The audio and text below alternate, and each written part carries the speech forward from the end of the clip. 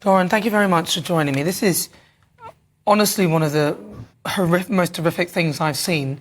The behaviour of Hamas crossing that border, absolutely despicable, totally unacceptable. And I know, I hear that you lost your brother through this as well. Can you Yes. tell me a little bit about what's been happening? Of course. My brother, Ophir, was the mayor in this area. And he woke up in the morning to find out that terrorists are attacking his kibbutz. He ran away to the safe room to get his weapon and immediately saw them.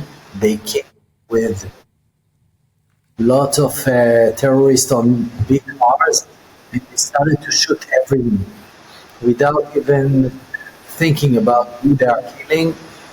They killed Ophir immediately.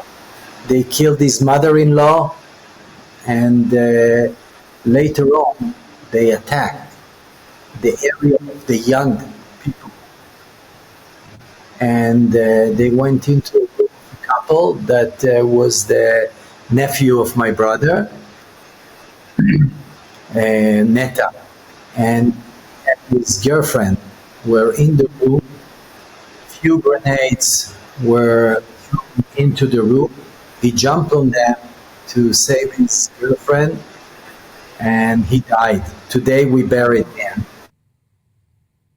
And if this is not enough, the second son of my brother was next to him in another room, and he was communicating with his mother and his brothers that terrorists are all over the room, and they are shooting his room, the safe room. He held the door as strong as he could, but they fired the door, and he was shot on his leg. It appears that safe room door is not bulletproof, and he was doing everything to save his life. He spoke with his family and with a cousin that is a doctor, and she guided him what to do. But only 4 hours later, the army arrived to the room to find out that there are 4 terrorists in the room, but he was not there. And the connection with him was lost because his phone battery stopped working. So from that point, 10 days, we have no idea where he is. He could be kidnapped in Gaza. He could be, running away.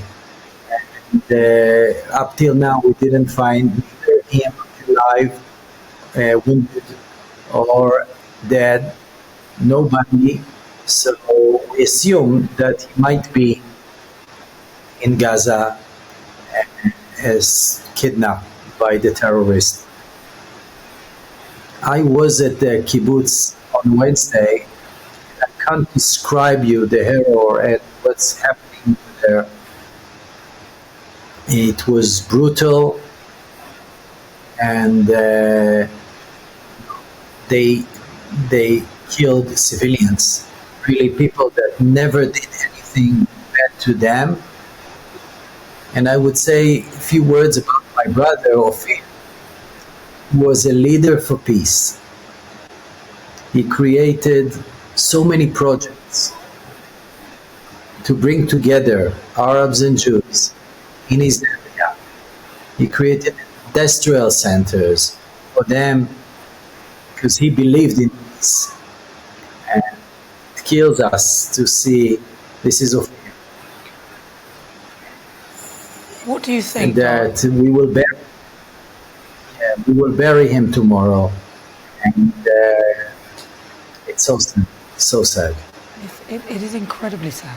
It is incredibly sad. They literally didn't care who or what or how they killed people.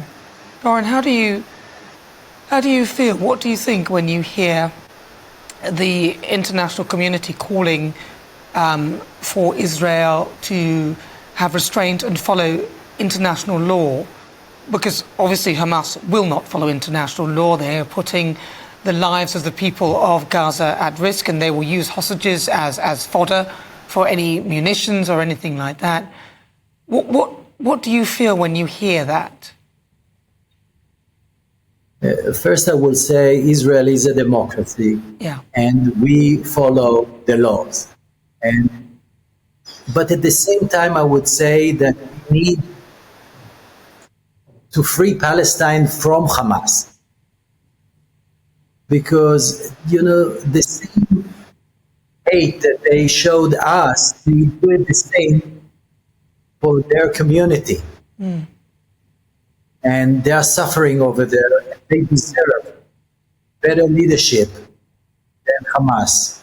So I would say that the goal of the new world or the Western world is to replace the leadership of Hamas with a new leadership that is seeking for peace. And that's my brother's legacy.